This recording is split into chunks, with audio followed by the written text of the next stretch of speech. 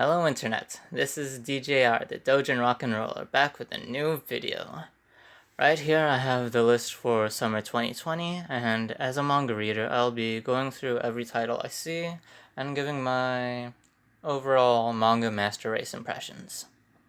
So, ReZero, second season. I gotta be honest, I never actually saw the first season of this anime. I remember watching the first episode once. Wasn't very particularly good in my opinion or anything, but I ended up reading the first volume of the light novel, out of all things. It was one of the first light novels I read, I think maybe the third or fourth or something, and I was kind of experimenting with the medium, trying to give it a chance before completely panning all light novels as an entire medium. Like, not say that light novels can have a good story or anything, but the way it's written just feels very amateurish. And I don't really know if that's in part of the writer, or maybe it's just a writing technique that doesn't translate well into English. I'm not sure. But light novels just have way too much exposition. It just feels so amateurishly written. And I'm not much of a reader anyways, aside from graphic novel materials. So there really is no point in me reading these kind of light novels. And even then, from the first volume of the light novel, I believe that takes the first 2 or 3 episodes of the anime. It didn't really catch my interest in at all or anything. The protagonist kind of just seems like a dumbass, as a lot of light novel protagonists that aren't so try-hard in being cool or anything. Yeah, I just thought it was really weird that he dies 2 times, and I think it takes him 3 times to realize that he has a respawn kind of power, even though it already establishes he's familiar with video games, so he should have an understanding of that kind of mechanic. The 3rd season of Snafu, love comedy. I ain't gonna say the entire Japanese title. As you all know, light novels are notorious for their overly long titles for whatever reason. Another series I actually haven't been able to read. Again, I don't read light novels anymore. Though the anime has been recommended to me by some friends, so I might check it out. SAO Alicization, War of Underworld, 2nd season. Yeah, I really have not kept up with Sword Art Online. Ever since the first season, which I saw around the time of it airing, I was in high school and I was kind of tolerant to the extent that I actually enjoyed the first season. The first half, I mean. The second half of the first season was, even back then when I was in high school, my friends and I recognized it as being utter garbage. And I watched a few episodes of Sword Art Online 2, didn't like it, saw Digibro's review of the entire Death Gun arc, and yeah, just no redeemable qualities past that first half of the first season, after the Aincrad arc. And I honestly have no idea what's happening right now. I have no idea what Alicization or what the War of Underworld is, or these new characters, so just a testament to how much I don't know. Fire Force 2nd season. I also have to be honest with this one. I have not seen the first season of this show, nor have I even read the manga, which I really am sleeping on. I know it's by the same mangaka of Soul Eater, so I really should watch it since Soul Eater is a nostalgic series for me. But I'm contrarian to an extent, I have to admit that. But to that reason, I don't like watching series that have loads of hype towards it, since I don't want my contrarian nature nor the public opinion to persuade my own opinion. So I like to usually wait a bit, then watch it for myself with fresh eyes, wait for the hype to die down and all that. The Fly Fishing Guides to New York. Obviously, the adaptation of the multi-platform franchise Fly Fishing's Guide to, starting off with a New York spot. I think that is a great place to start this adaptation. This kind of series, it always focuses on a different city every now and then.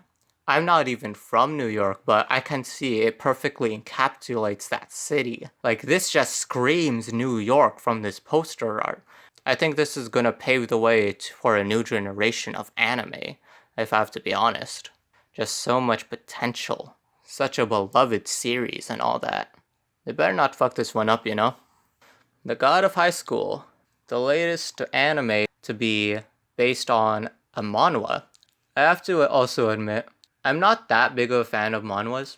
I read a few series, but nothing that really has gained my attention. Not to mention, I'm not a big fan of that manhwa format.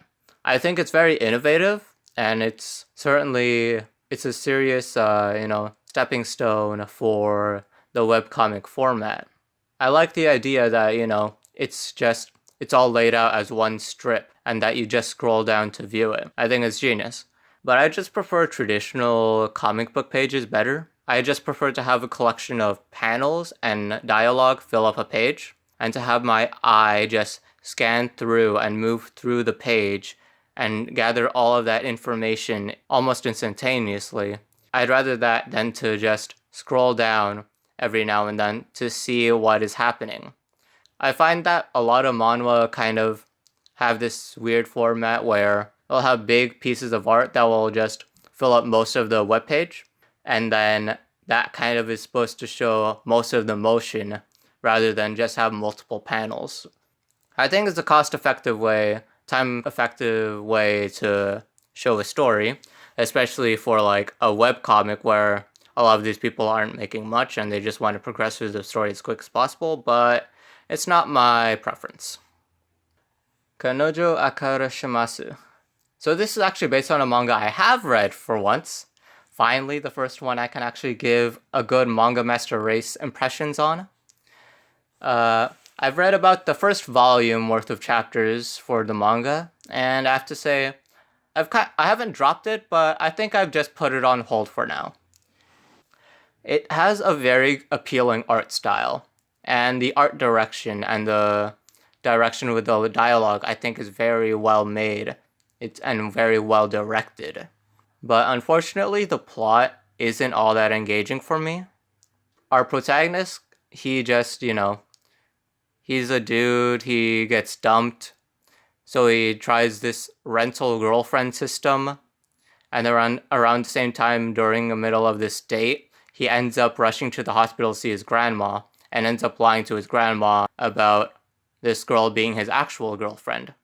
So now he has to creates this lie with this girl that they're a couple in order to make his grandma happy, since he wants his grandma to be happy before she dies. I think it has potential. Like, the way it brands this relationship of these two people that don't like each other whatsoever and then learning to get closer to one another. But the direction the plot takes in the first volume, I didn't enjoy. The protagonist very much doesn't know what he wants to do. His main goal from this first volume establishes he wants a girlfriend to make his grandma happy. But then his plans for accomplishing this goal is constantly changing. Like, all within the first volume. There's moments where he thinks that maybe he can make it work it out with this girl that he's renting. But then he also quickly changes to he wants to get back with his ex, which I really don't see any chemistry or why he really wants to get back with her aside from his libido. And then, just the first volume doesn't go very far with the plot either, so maybe I'm judging too quickly. But based on how long the manga is, I'm seeing, I saw like 10 plus volumes on Manga-dex. I feel that I can kind of tell that this series is a series that's very drawn out.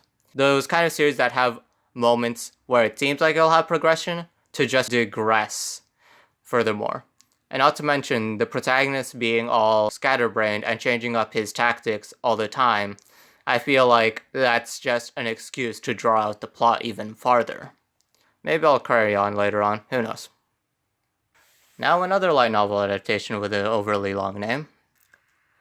The Misfit of Demon Academy. Oh god, this sounds a lot like Irregular at Magic Academy. And it's a light novel, yep. So, after 2,000 years has passed, the ruthless demon lord has just been reincarnated, but his aptitude at an academy for nurturing candidates for demon lords is inept? The exclamation question mark there. Having the capability to destroy humans, elementals, and gods after a long period of countless wars and strife, Arnos, the demon lord, became sick and tired of all that and longed for a peaceful world, so he decided to reincarnate to the future. However, what awaited him after his reincarnation is a world too used to peace that his descendants became too weak due to huge weakening in magical power. And that's it, I guess? I don't know. Demon Lord reincarnates to the future where he sees the world's peaceful. Based on that second paragraph, I can't really tell whether this is supposed to be one of those simple life isekais. Oh wait, there's a school tag on it, so... High school? How old is this Demon Lord? Is he a teenager of all things? Fuck. Yeah, the high school tag is a big turnoff for me, and I'm assuming it's gonna be something dumb like he enrolls to a school to like, fuck. Yeah, he's probably gonna enroll to school or whatever. Make a harem with like student council. As a light novel, it doesn't seem promising. As a light novel set in the school, doesn't seem promising. In a light novel where I'm assuming he already has Demon Lord powers, doesn't seem promising. Literally, zero expectations. Deca-dence by Studio Nut. Japan sure loves decadence in their titles. I mean, Imperial Circus Dead Decadence. Some other J-rock band with decadence. Many years have passed since humanity was driven to the brink of extinction by the sudden emergence of the unknown lifeforms Goodall. Those humans that survived now dwell in a 3,000-meter-high mobile fortress, Decadence, built to protect themselves from the Goodall threat. Denizens of Decadence fall into two categories: gears, warriors who fight the Goodall daily, and tankers, those without the skill to fight. One day, Natsume, a tanker girl who dreams of becoming a gear, meets surly Kaburagi, an armor repairman of Decadence. This chance meeting between the seemingly two opposites, the girl with a positive attitude who never gives up on her dreams, and the realist who has given up on his, will eventually shake the future course of this world. Based on this plot synopsis, it's a very shonen-esque kind of plot, with a girl who doesn't want to give up on her dreams, a male foil that seems apathetic. Based on the poster art though, it kind of seems like the dude has more attention than the girl, so I'm assuming it's the general thing where, even though this female is supposed to be a protagonist in some extent, her general incompetence makes her rely on the male lead to handle conflict. The dude in this poster art seems a lot more capable than this female character, and this dynamic I see quite often in manga and such. Also, this word Goodall sounds familiar. Oh wait, Shadow! Why did they choose a name for these alien lifeforms that sounds so much similar to a Yu-Gi-Oh archetype? No Guns Life second season. Another series I haven't watched the first season of. I haven't even read the manga, never knew there was a manga of this. Might have seen it when passing on Mangadex, but never really noticed it. Also kinda just looked really stupid, but maybe I'm judging it too harshly. Also, Studio Madhouse apparently doing this, so maybe I'll check it out. Uzaki-chan wa Hasobitai. I read a bit of the manga of this, like read the first few chapters, then kind of just immediately dropped it. It's one of those gag comedies with a very lowbrow sense of humor that just doesn't really appeal to me in any way. Just the antics between these two leads, Big Boo Bimbo and straight-laced protagonist. The main girl's character design I'm not a big fan of either, and there isn't really anything funny about it either. It's kind of just that weird, ecchi lucky perv kind of things. Pewter Grill to Kenja no Jikan. Yeah, I have read the manga of this. I'm not really actively following it, but I read a few chapters. It's a monster girl harem, and I am all about that monster girl life, I have to admit. Following that Nakamura Regura, that solo Pippi, who also contributed to the anthology that this manga had its one-shot featured in, which I think that was pretty neat. But regarding this series specifically, it's not anything really great. Yeah, it's an ecchi that is pretty explicit, gets straight to the action, which I appreciate, but nothing that really got me engaged in it, really. A lot of the monster girl designs aren't that great, but the latest dwarf girl I thought is pretty cute. But the entire plot point of this dude straight up cheating on his fiance with multiple women, it was just a big turnoff for me. I usually don't mind harems, but when a dude is actively engaging with multiple women when he is also engaged, it's just pretty frustrating for me. Like, sure, there's some people that are into this, but I think a lot of us can agree this is bad. Monster Musume no Oisha-san. Yeah, this is the other Monster Musume that no one really cares about. It's based on a light novel, but I have read the manga adaptation of that light novel. Well, the first chapter of it. It honestly ain't great. It just wasn't that interesting to me. Like, Monster Musume no Ichijo or whatever. It's a very pandering series. It knows what it is. It does well at what it does. And that's why I like it as a Monster Girl enthusiast, I guess you can call me. A Monster Girl scumbag. But with this one, the Doctor one or something, like, it tries to be pandering, but never got into the art style, didn't really get into a lot of these characters. And that's kind of just this main thing with ecchi, is if you can't get into the character designs, then what's the fucking point? There really is nothing else to the plot, so yeah. Gibiade. I am happy to see Dan Schneider make a new Ghibli spin-off of iCarly, expanding on that Nickelodeon anime lore and all of that. In 2030, Japan, a virus has infected humans throughout the world. Infected people turn into different forms of monsters based on their ages, sexes, and races. The virus is called Gibeah. Just then, a pair of samurai and ninja appeared in such a blighted wasteland of Japan. They both traveled from the early Edo period, fighting together with help from a doctor who tries to find a cure for Gibeah. Facing ceaseless attacks from Gibeahs and outlaws that attack travelers for food, they start the dangerous journey with enemies all around.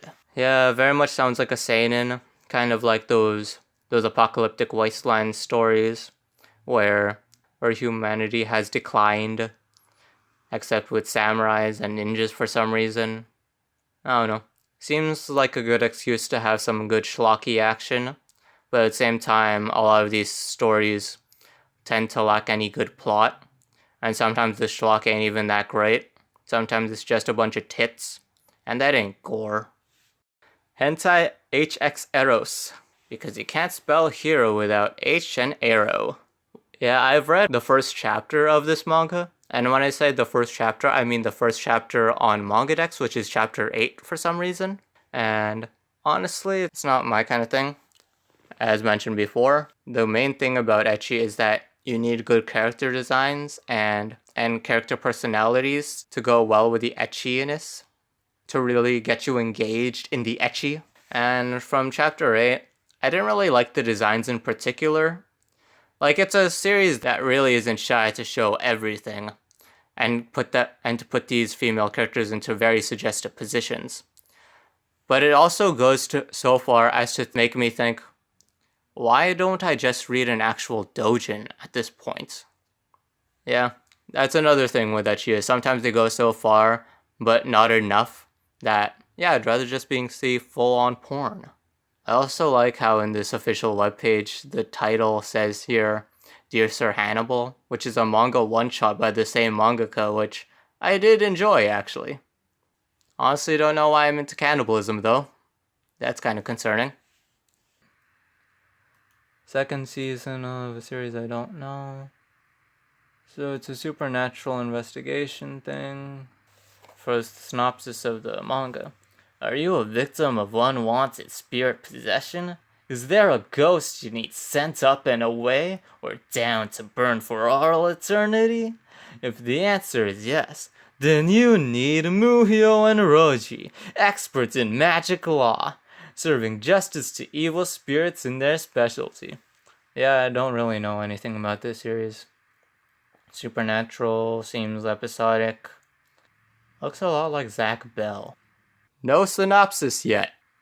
Umayon, based on a 4-comma... Is this a 4-comma spin-off of something, I feel? Not a big fan of the 4-comma styles, mostly just because a lot of them are kind of just... I don't know how to say it, like... A lot of 4-commas just aren't funny to me. I can enjoy some 4-comma stories. I enjoy Muso Telepathy and Monthly Girl Nozaki-kun. I enjoyed those mangas to like tell an overarching story. But the vast majority of 4-commas haven't really made me laugh or anything, haven't made me engaged in a story. Koito producer, Evil X Love by Studio Mappa, based on a game. Is this an idol game? Is this gay shit? Yep, a girl inherits a company that is almost bankrupt. Lacking the funds, she must now become the producer herself in order to save the company from collapse. During her work, she meets 4 boys, financial expert Zen, the idol Kira, police officer Haku, and leading neuroscientist Simon, and is suddenly involved with the conspiracies and mysterious mysteries over the existence of special powers known as evil. Okay, so it's an action series. Yeah, it's a romance, superpower shoujo. So it's a shoujo with an actual action aspect, I guess. And when I say that, I mean, of course, it's just gonna be her flirting with these male characters, or these male characters flirting with her, because shoujo protagonists are never just straight up gonna talk to men or anything.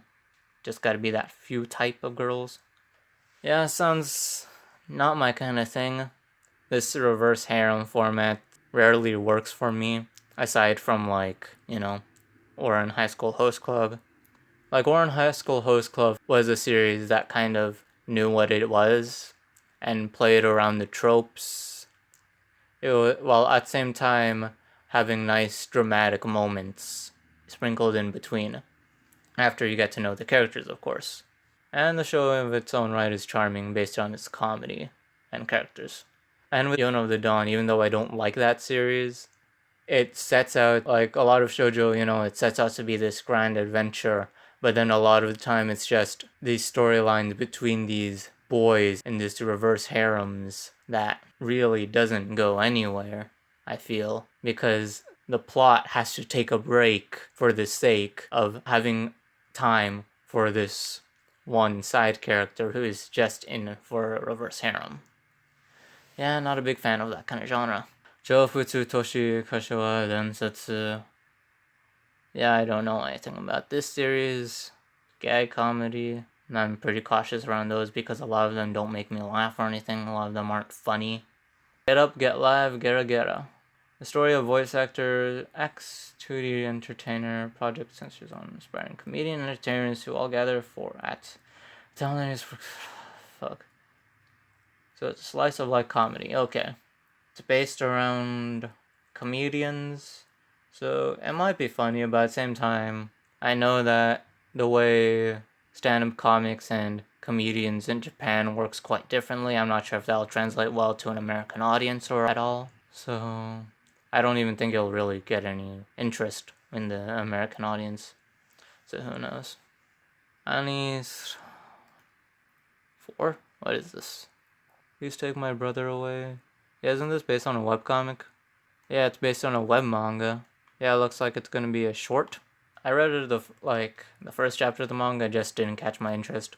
Also, the title itself felt like a turnoff. I'm not into this incestuous sounding titles. And now we got Ninja Collection. Set in modern day Tokyo, where dreams and desires are afloat, a group of ninjas called Tokeshu is set to stop the spread of darkness, in parentheses, I guess, that prevails in the world using ancient techniques passed down through generations. I don't know, it's literally bottom of the barrel here. Doesn't sound good or anything. I don't know. Nihon Shinbatsu 2020. Shortly after the Tokyo Olympics in 2020, a major earthquake hits Japan. Amidst the chaos, siblings Ayumu and Go of the Mutuo household begin to escape the city with their family of 4. The sinking Japanese archipelagos, however, relentlessly pursues the family. That's a weird way to put it. The archipelagos is pursuing the family, okay. plunge into extreme conditions, life and death, and the choice of meeting and parting. In the face of dreadful reality, the Muto siblings believe in the future and acquire the strength to survive with utmost effort. By Science Saru, so this might be interesting. Not a big fan of like disaster movie plots or anything, but maybe it'll be something new. I actually didn't see this in my first viewing because I forgot to show adults and yaoi shit. But if you're a giant and a dwarf, you might be pregnant with men. Or, sorry, forgot the question mark there. If you're a giant and a dwarf, you might be pregnant with men?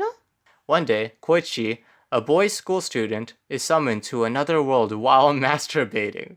It's a giant country where a much larger race lives.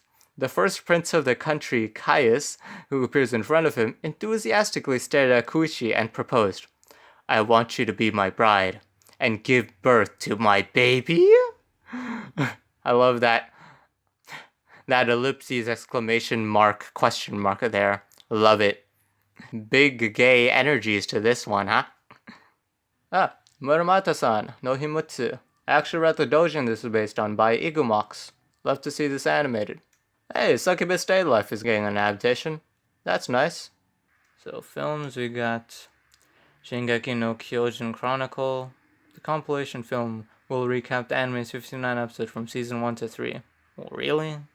Is that even really a film? It's obviously not theatrical. Why would you really do that? I don't know. Sounds like a sellout or something. Umebe no étranger. There's nothing wrong with liking another guy. To be in the arms of the person I love. I thought that wasn't an unattainable dream. On an island off in the coast of Okinawa, two young men meet on a beach. Shun Hashimoto is gay and aspires to be a novelist. He is interested in Mio Shibana, a somber high school student, and starts to flirt with him. Day by day, the two of them grow closer, but then suddenly, Mio decides to leave the island.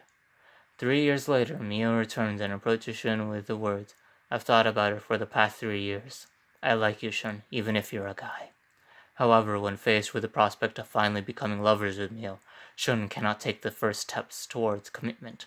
This is a tantalizing love story about a gay novelist and a younger part-time worker. Okay. Gay romance, some slice of life aspect, I guess. Who knows? Haven't read the manga, I guess. So, who knows what's happening. Could Wafter. Sounds like a SoundCloud rapper. Not interested. Shika no O. Production IG. Van is the head of a group of soldiers who expected to die fighting for their lands against a large empire looking to incorporate their home into its kingdom. Instead of dying, however, Van is taken as a slave and thrown into a salt mine. One night, a pack of strange dogs attack the salt mine and a mysterious illness breaks out.